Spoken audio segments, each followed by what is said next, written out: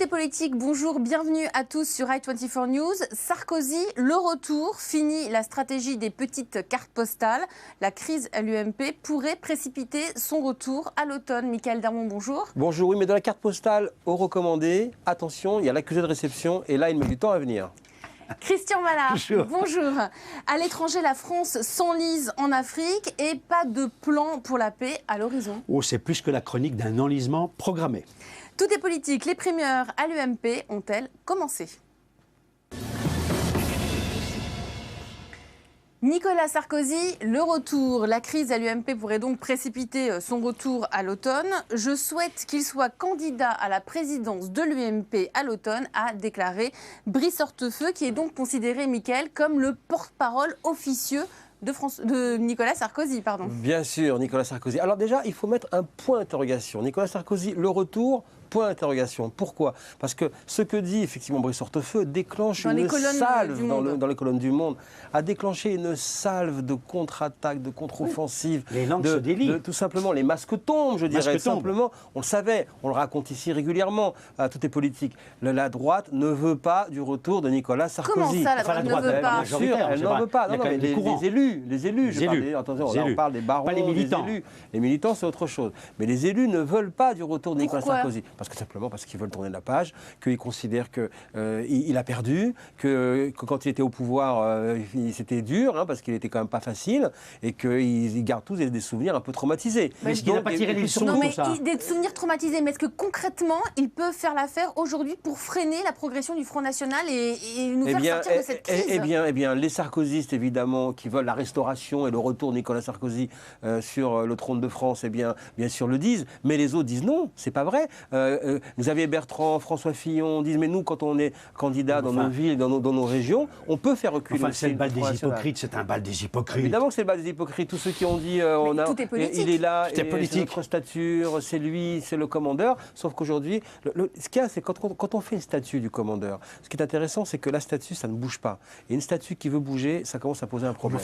Donc en réalité, ils ne veulent pas de son retour. Quand vous avez monsieur, comment il s'appelle, de Saint-Quentin, dans l'Aisne. Monsieur Xavier Bertrand. Qui joue au petit juge et qui a quand même mangé dans la main de Sarkozy et qui aujourd'hui, permettez-moi l'expression, crache dessus. Alors justement, franchement, Christian, vous en parlez, on va tout de suite regarder Xavier Bertrand. C'est à la justice de fixer son calendrier, mais tant qu'il y aura des soupçons, tant qu'il y aura des questions, je demande à celles et ceux qui sont concernés de se tenir à l'écart dans l'intérêt du mouvement et par respect pour nos adhérents et par respect pour nos électeurs. Michael, quel est l'intérêt de Xavier Bertrand de dire ça, d'être contre Sarkozy? D'abord sa cohérence. Il faut reconnaître et se rappeler qu'il a toujours été le premier à dire qu'il serait candidat aux primaires, quel que soit le cas de figure. C'était d'ailleurs lors d'une émission du Grand Rendez-vous iTélé, et il nous l'avait dit à ce moment-là. Je ne bougerai pas, même si Nicolas Sarkozy vient, disait-il, je resterai candidat. Donc, il ne change pas de ligne. Et aujourd'hui, plus on s'approche, eh bien, effectivement, plus il monte en gamme, et sa détermination devient un nouveau fait politique. Même du côté de chez Nicolas Sarkozy, on reconnaît que la détermination de Xavier Bertrand est surprenante et n'a pas été effectivement bien anticipée, bien mesurée. Il faut se souvenir du déjeuner qu'il y a eu entre les deux au restaurant. Il a refusé d'aller le voir dans son bureau. Il a insisté pour l'inviter. Et le face-à-face entre Sarkozy et Bertrand a été terrible. Il lui a fait le droit d'inventaire en plein dans la tête, les yeux dans les yeux. Il lui a dit qu'il ne voulait plus être son ministre, qu'il voulait être président et rien d'autre. Et il lui a même fait beaucoup de reproches sur le plan de sa politique. Que veut dire ce sondage qui donne M. Sarkozy avec 28% faveur des militants, 26% à M. Juppé, qui aura quand même 72 ans en 2017 s'il est candidat. C'est un sondage paradoxal de militants qui veulent toujours une figure du sage. Est-ce que si Sarkozy accepte le fait d'aller aux primaires de l'UMP, et que les militants... ça pourrait être déjà un geste surprenant de sa part. Vous pensez qu'il n'accepterait pas? Ça montrerait qu'il s'inscrirait dans une forme de modernité. Pour l'instant, on n'en est pas encore là.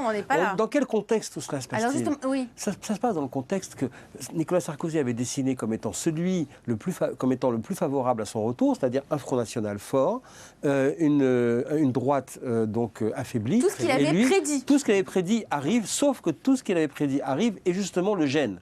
Pourquoi? Parce que ce qu'il n'avait pas envisagé, c'était tout simplement l'explosion de son parti. L'UMP, il faut bien avoir à l'esprit, est un parti en train de couler. Peut-être que dans quelques jours, il va être déclaré en cessation de paiement par les banques qui refusent maintenant d'apporter un nouveau crédit. Donc il n'y a plus d'UMP.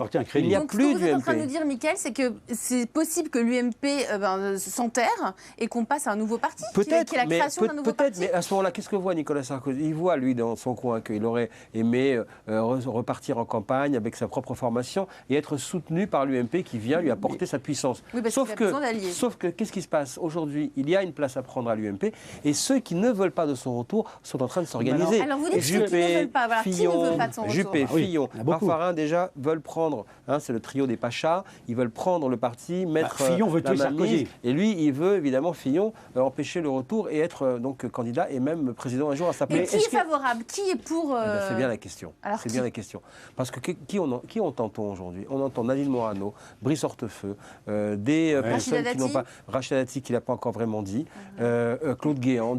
Il y a assez peu de personnes. Au fond, on se demande pourquoi finalement Nicolas Sarkozy a passé son temps à recevoir du monde chez lui, surtout de la jeune génération, que l'on n'entend pas aujourd'hui. Guillaume Pelletier et Geoffroy Didier.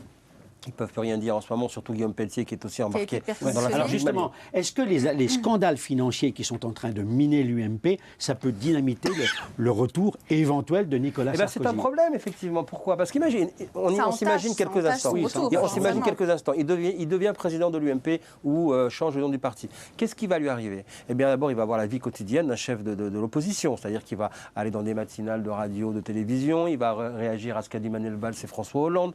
Il va diriger le bureau politique, il va s'occuper des affaires courantes du parti, et ça veut dire qu'en un an, il aura perdu, tout son avantage d'avoir été l'homme du recours, l'homme du recul. Tout ça arrive trop tôt. Le timing n'est pas et bon. il lui arrive ce qu'il déteste le plus, il doit se plier aux événements.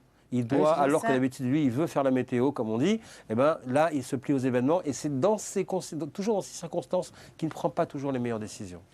Tout est politique, direction l'Afrique. De Bamako à Bangui, la France s'enlise en Afrique. 1 an et demi que la France est au Mali, 6 mois en Centrafrique. Et malgré les efforts de l'armée française, on peine à sortir les pays de la guerre. On regarde tout de suite un sujet de Johanna Citruc.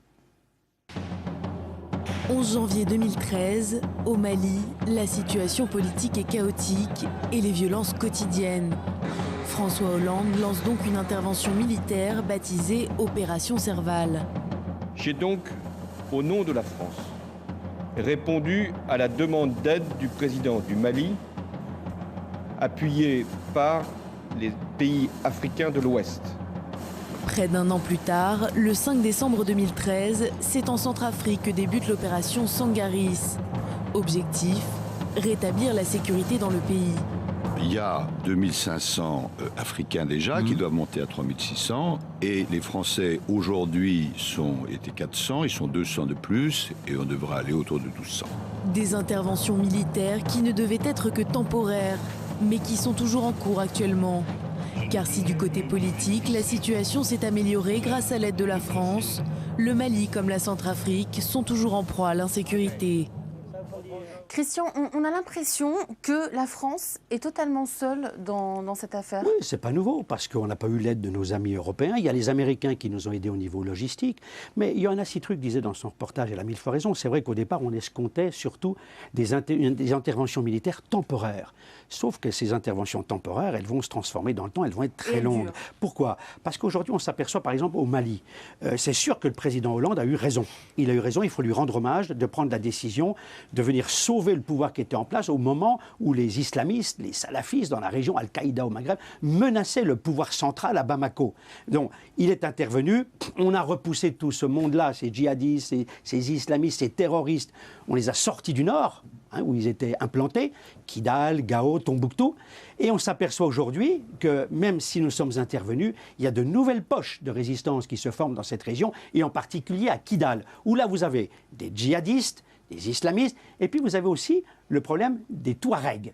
Le problème des Touaregs est un problème fondamental dans ce pays. Pourquoi ? Parce que les Touaregs ont toujours existé et on a toujours nié quelque part leur existence, le pouvoir central à Bamako, et en particulier aujourd'hui IBK, c'est-à-dire Ibrahim Boubacar Keïta, qui est le président.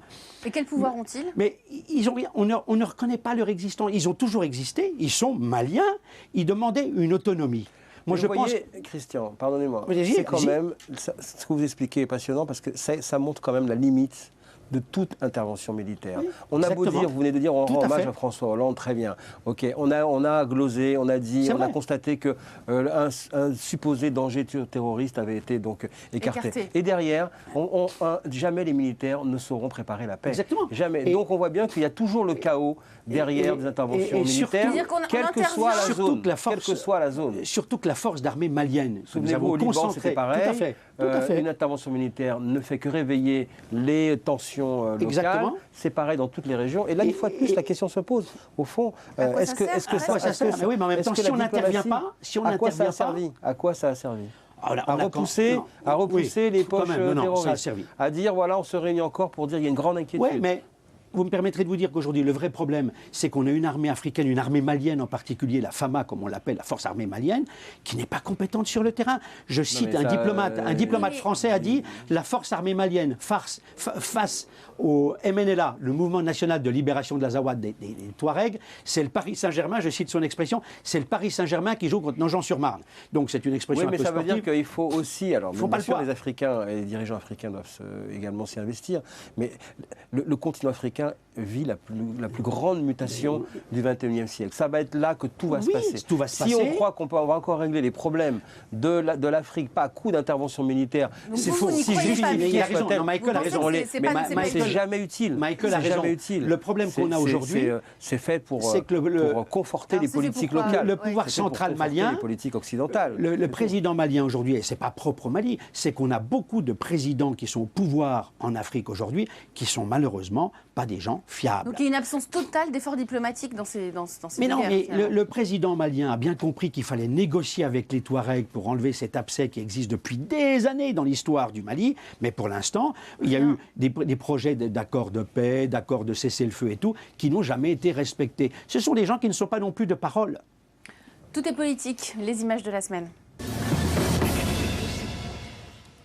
Christian, votre image de la semaine s'appelle Mehdi Nemmouche, 29 ans. Il a été donc arrêté par hasard, finalement. C'est le principal suspect de la tuerie de Bruxelles. À quoi servent nos coups de gueule ? Il y a eu Mohamed Merah. On a vu ce qui s'est passé.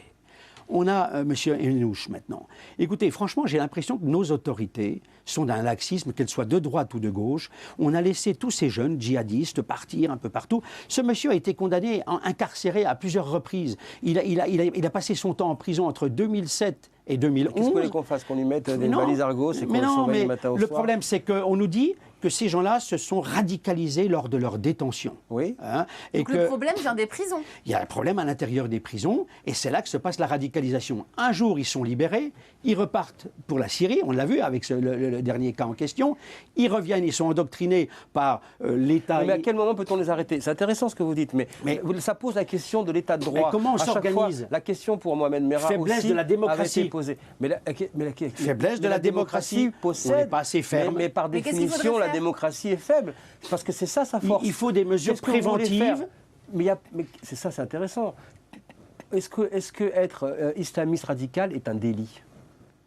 Comme être juif orthodoxe ou chrétien orthodoxe. Islamiste radical aujourd'hui, vraie question, Michael, islamiste radical aujourd'hui, c'est pas un délit, c'est un danger potentiel.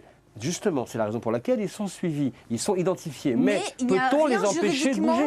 Qui les empêche de partir, d'aller en Syrie. Vous avez raison. Il y a un vide juridique. Il y a un vide juridique, voilà. C'est sur cet aspect vide juridique. Là où je rejoins dans la critique des autorités, c'est quoi ? C'est que, alors que la lutte contre le terrorisme est ni de droite ni de gauche, elle a été politisée, notamment après l'affaire Merah. Lorsque Manuel Valls arrive donc également au gouvernement et n'a de cesse de vouloir cibler les failles à l'époque de l'ancien gouvernement dans fermera C'est ça, pour les règlements de compte. politiser et faire Oui. des règlements de compte. Et en réalité, derrière les effets d'annonce, on s'aperçoit que le filet législatif n'est pas encore assez fort, qu'il est passé à travers les mailles du filet, parce que les vraies mesures n'ont pas été Et vous prises. oubliez Madame Taubira au milieu de tout ça. Madame Taubira, moi j'ai dit qu'elle n'est pas face à une situation, elle n'a pas les bons problèmes. Il y a eu également des tentatives bonnes solutions. à l'époque, notamment c'était à l'époque de Rachida Dati, on est assez peu tendre avec elle pour pouvoir parfois lui reconnaître aussi des choses, et qui avait justement travaillé sur le Sur prosélytisme musulman oui. en prison. Oui, en prison. Eh bien, ça n'avait pas abouti. Et là aussi, vous avez raison, il y a eu aussi des failles dans le comportement des politiques. Mais ça c'est sûr. Mickaël, votre image de la semaine, c'est la nouvelle carte des régions de François Hollande. Le nouveau visage de la France, le voilà, regardez,